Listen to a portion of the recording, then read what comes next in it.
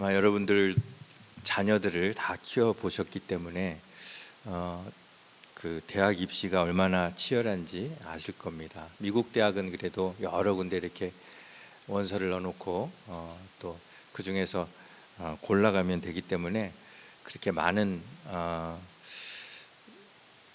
그 한국만큼 그렇게 치열한 그런 입시를 겪지는 않으셨을 것입니다.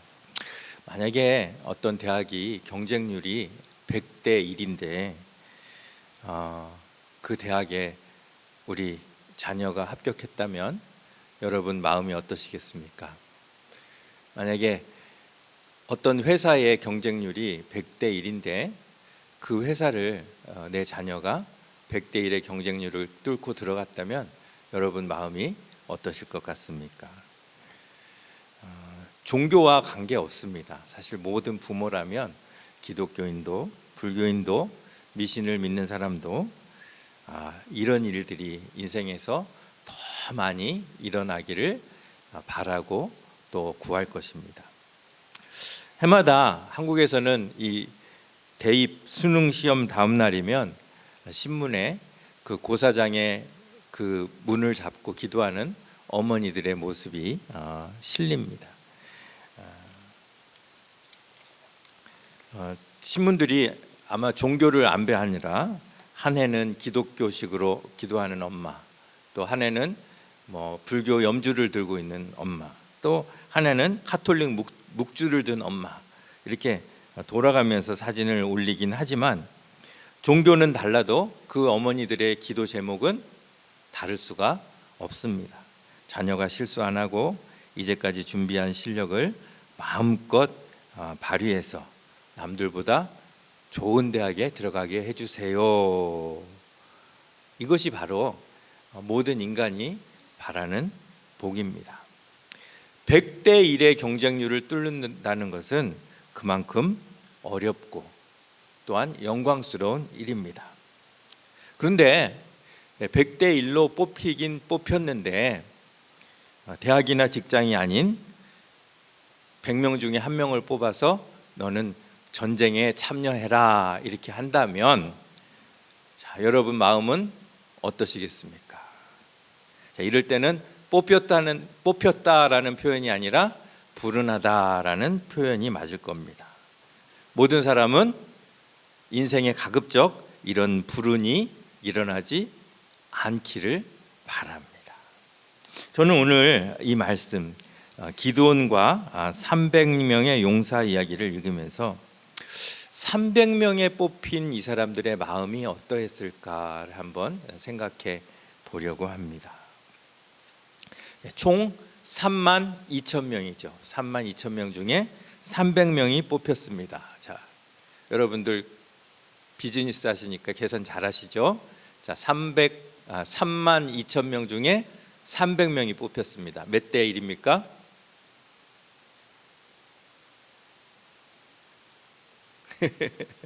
예, 어쨌든 100대 1이 조금 넘는 그런 경쟁률이에요.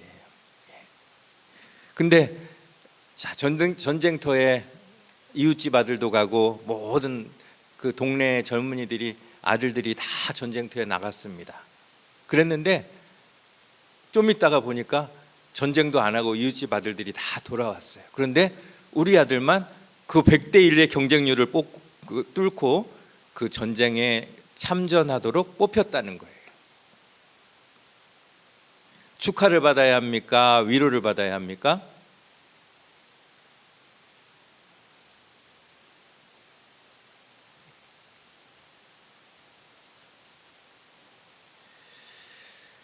더구나 이 적군은 미디안만 아니라 미디안과 아말렉과 동방의 모든 사람들이 연합으로 지금 진을 치고 있습니다.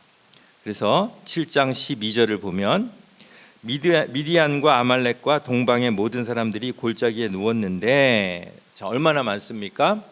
메뚜기의 많은 수와 같고 그들의 낙타의 수가 많아 해변에 모래가 많음 같은지라. 자, 구체적인 숫자가 이제 8장 10절에 나옵니다. 이때에 세바와 살문나가 갈골에 있는데 동방 사람의 모든 군대 중에 칼 든 자 12만 명이 죽었고 그 남은 15,000명가량은 그들을 따라와서 거기에 있더라. 자, 그러면 적어도 적군은 몇 명이에요? 13만 5천 명이에요. 자, 그런데 이스라엘은 몇 명입니까? 처음 모였던 3만 2천이라면 어떻게 비벼보기라도 할 텐데 그 가운데 99% 이상을 다 돌려보내고 딱 300명만 남았습니다. 그런데 거기에 내 아들이 뽑혀 있다고 생각해 보십시오. 여러분 마음이 어떨까요? 믿음이 아무리 좋은 사람이라 할지라도 이걸 쉽게 받아들일 사람은 많지 않을 것입니다. 자, 근데 이 300명 남은 것은 사실 자기가 의도해서 자원한 건 아니죠. 어떻게 하다 보니까 300명에 뽑혀서 이렇게 남은 거예요. 근데 만일 처음부터 자, 모든 사람들 다 와도 좋다 이렇게 받아들인 것이 아니라 우리는 지금 저기 13만 5천 명 이상의 적들이 지금 저기 진치고 있는데 우리는 하나님이 함께 하시기 때문에 딱 300명만 가지고 저들과 싸우려고 합니다. 자, 300명에 지원할 사람 어서 지원하세요 하면 여러분 지원하시겠습니까? 안 하시겠습니까? 여자분들은 별로 관심이 없으신 것 같아요. 자, 여러분 지원하시겠으면 안 하시겠습니까? 지원 안 하시죠. 장로님은 군대도 안 갔다 오셨으니까 아마 더 안 가실 것 같아요. 예. 아무리 믿음이 좋다 해도 300명 가지고 13만 5천 명과 싸우겠다는데 지원하겠다고 선뜻 나설 사람은 없을 것입니다. 지난 2주에 걸쳐서 우리는 유라굴로에 관한 말씀을 나누었어요. 배에 탄 276명의 생명을 구원하기 위해서 누군가 전도자가 되어 그들과 함께 배에 타야 한다면, 그런데 하나님께서 그 전도자로 나를 부르신다면 정말 내가 기꺼이 그 유라굴로에 뛰어들 수 있는가 하는 그런 도전을 우리가 말씀을 통해서 받은 것을 기억하실 것입니다. 그런데 이거는 유라굴로보다 심하면 심했지 더 덜한 그런 상황은 아니죠. 유라굴로가 됐든 아니면 300명 군사 안에 뽑히든 가급적 우리 인생에서 멀리 피하고 싶은 그러한 것들입니다. 그런데 문제는 하나님은 우리가 이렇게 평탄한 길을 갈 때, 순탄한 길을 갈 때는 별로 역사하시지 않다가 꼭 이렇게 어려움을 만날 때 우리에게 역사하신다는 사실입니다. 그러면 어떻게 합니까?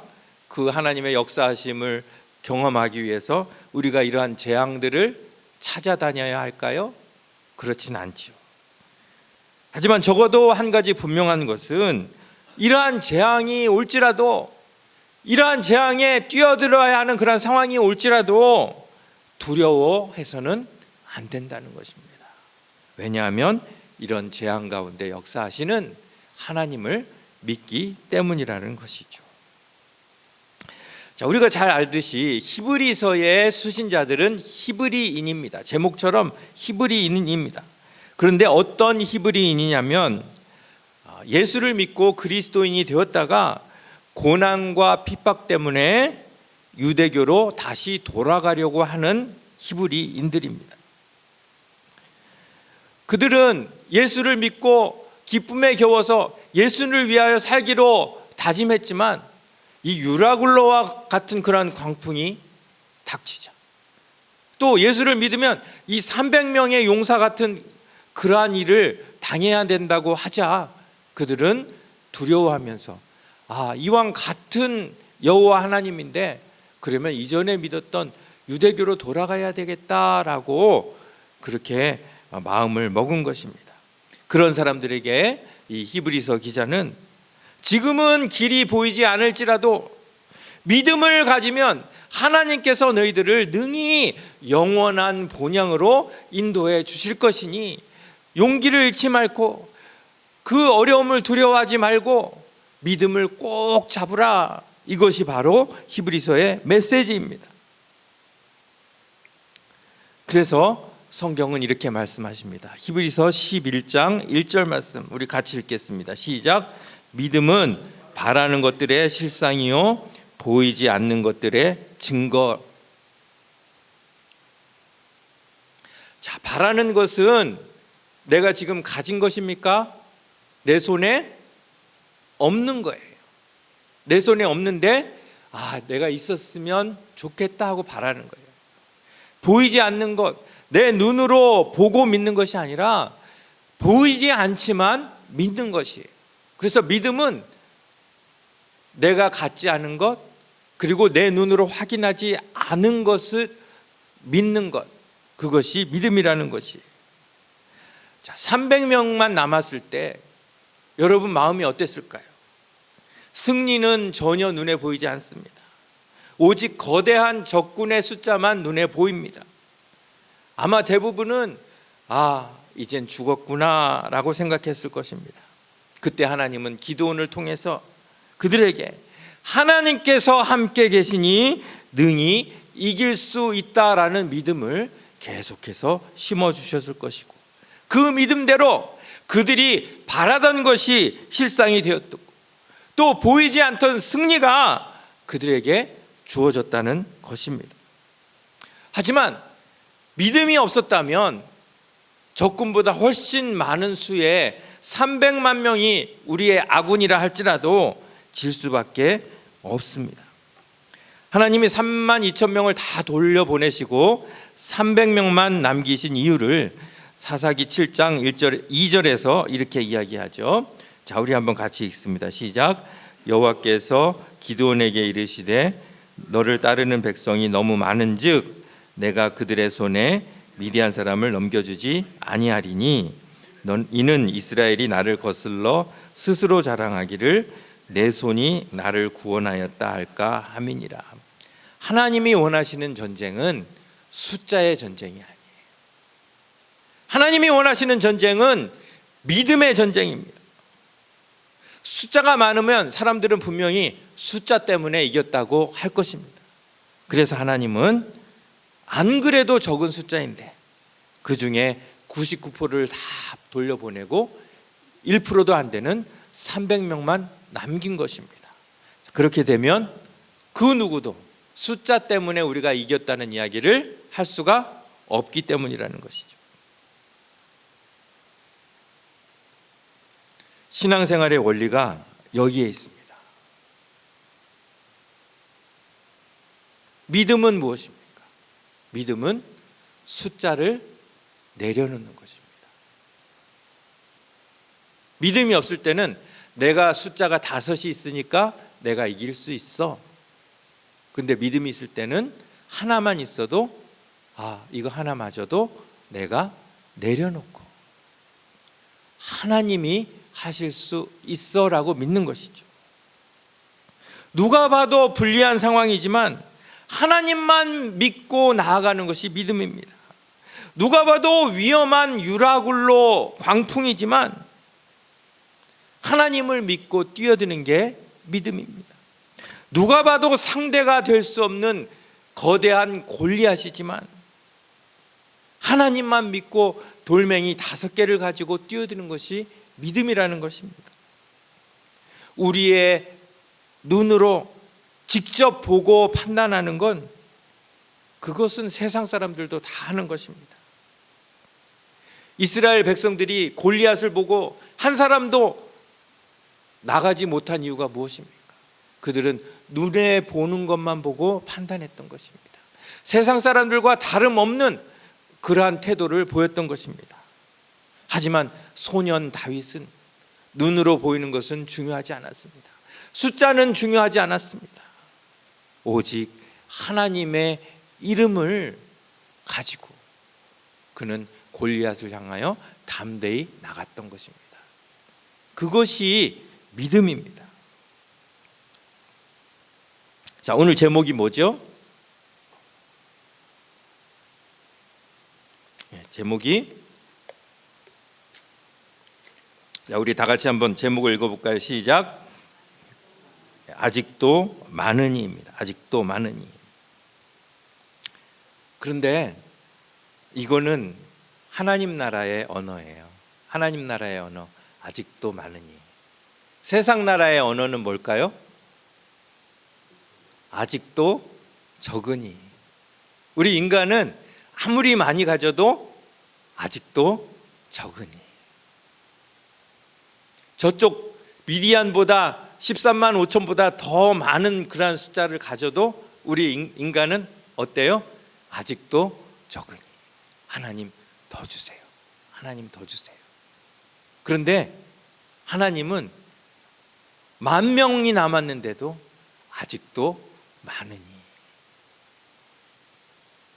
세상 나라와 하나님 나라의 차이가 여기에 있습니다.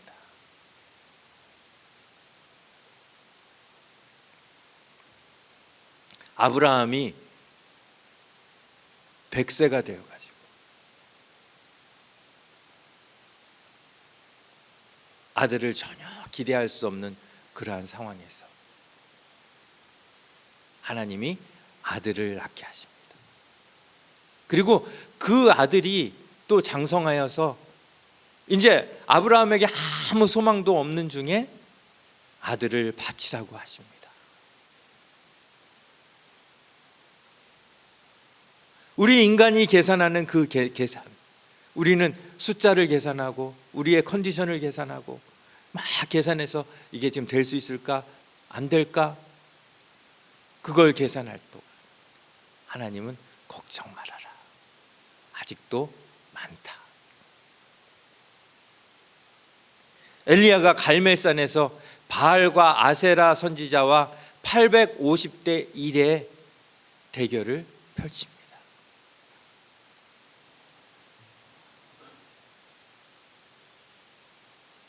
우리 인간은 850명이니까 어떻게 해볼 수 있겠지만 8,500명이면 못 이길 거야. 근데 하나님은 그게 아니에요.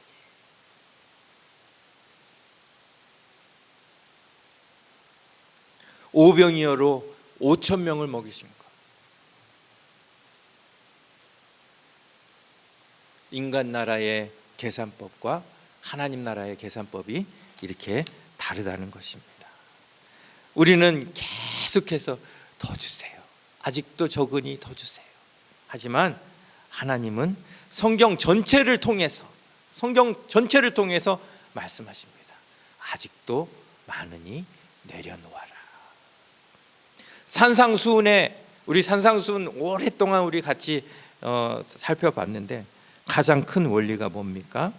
아직도 적은이로 살던 그 사람에게 아직도 많은 일을 이해하는 방법을 가르쳐 주신 말씀이 산상수훈이에요. 부자가 하나님 나라에 들어가기 어려운 이유가 뭡니까? 실제로 재물이 많아서 부자가 아니라 여기서 이야기하는 부자는 아직도 적은이라는 마음이 끊임없이 솟아나는 사람을 가리킵니다. 그런데 하나님 나라는 내가 가진 것이 적어도 아직도 많습니다 라고 포기하는 사람의 것이 바로 하나님 나라라는 것이.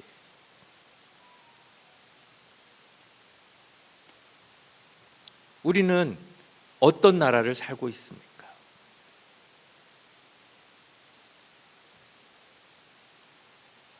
우리는 어떤 믿음을 가지고 있습니까? 내 눈에 보이는 숫자를, 내 눈에 보이는 컨디션을 가리는 것이 믿음입니다. 내 생각에는 아직도 적은 것처럼 느껴지지만 하나님이 아직도 많으니라고 하면 아무 토달지 말고 그대로 믿고 순종하는 것이 믿음이라는 것입니다. 이 300명 가운데 누구 하나라도 자기가 그렇게 크게 쓰임 받을 줄 아는 사람은 아무도 없었을 것입니다. 우리 다 알잖아요. 내가 얼마나 약한 존재인지. 내가 1대1로 맞아 싸워서 이길 수 있을까? 아마 못 이길 거야. 이런 상태 아닙니까? 그런데 하나님이 그렇게 많은 사람들을 겨우 300명의 숫자로 이기게 하셨습니다. 우리가 힘이 세서가 아니라 하나님은 믿음 있는 자를 그렇게 강하게 사용하신다는 겁니다. 우리가 가진 가장 큰 무기가 뭡니까? 숫자입니까? 힘입니까? 아닙니다. 우리가 가지고 있는 가장 큰 무기는 믿음입니다. 이사야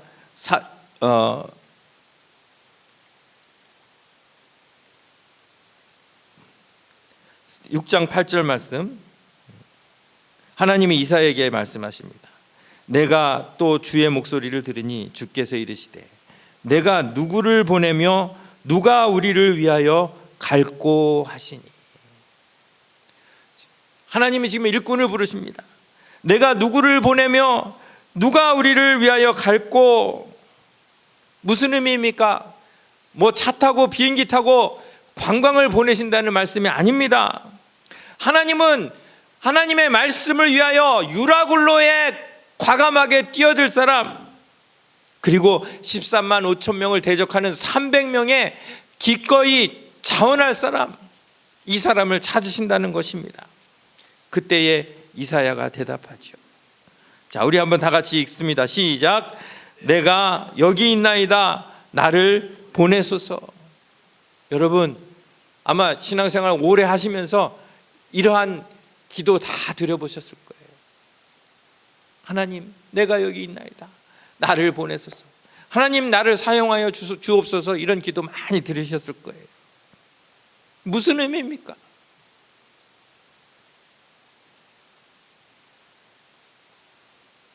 하나님은 유라굴로에 뛰어들 사람을 구하는데 300명의 용사를 찾고 계신데 우리는 그냥 내가 할 수 있으면 하겠습니다. 내가 남으면 하겠습니다. 아니에요. 이사야가 이렇게 대답한 것은 하나님의 뜻이라면 숫자 보지 않겠습니다. 유라굴로에도 기꺼이 뛰어들 것이며 300명의 용사에도 기꺼이 자원하겠습니다 라는 뜻이에요. 하나님의 일은 그저 매주 교회에 나와서 그저 예배 드리는 것, 그것만으로 규정할 수가 없어요. 하나님의 일은 유라굴로도 불사하겠습니다. 300명이 아니 30명이 될지라도 내가 기꺼이 하나님이 말씀하시면 자원하겠습니다 라는 그러한 믿음으로만 이룰 수 있다는 것입니다. 유대인들이 예수님을 만나서 묻습니다. 무엇이 하나님의 일입니까? 예수님이 뭐라고 대답하세요? 하나님께서 보내신 일을 믿는 것이 하나님의 일이니라. 믿는 것이 우선입니다.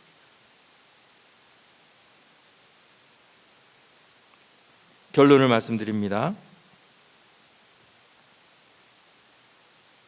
하나님이 우리 인간에게 주신 가장 큰 위대한 힘은 우리 육체의 힘이 아닙니다. 동물들 가운데 우리보다 더 힘세고 더 빠른 그러한 존재들이 이미 있습니다. 하나님이 인간에게 주신 가장 위대한 힘은 우리의 지혜도 아닙니다. 이미 인간이 만든 컴퓨터가 인간의 지혜를 앞서지 않았습니까? 그러면 어떻게 인간이 만물의 영장이 될 수 있습니까? 다른 피조물에게는 없는 인간의 능력, 그것이 뭘까요? 믿음입니다. 믿음만 있다면 300명 아니라 30명으로도 능히 이길 것을 믿습니다. 하지만 믿음이 없는 사람은 매일 반복해요. 무슨 말을 반복할까요? 아직도 적으니, 아직도 적으니.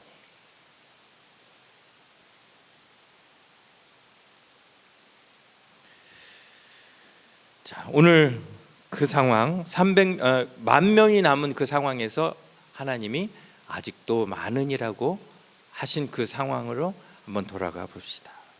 모든 사람들이 아직도 적은이라고 하는 말하는 그러한 상황 아닙니까? 그런데 그 상황에서 하나님은 아직도 많으니라고 하십니다. 그 뜻이 무엇인지 우리 한번 깊이 묵상하면서 우리의 삶 가운데 우리가 가진 어떤 숫자의 능력이 아니라 믿음의 능력이 나타나는 삶을 살게 하옵소서 간구하며 나아가시는 이 시간이 될 수 있기를 간절히 바랍니다. 기도하겠습니다.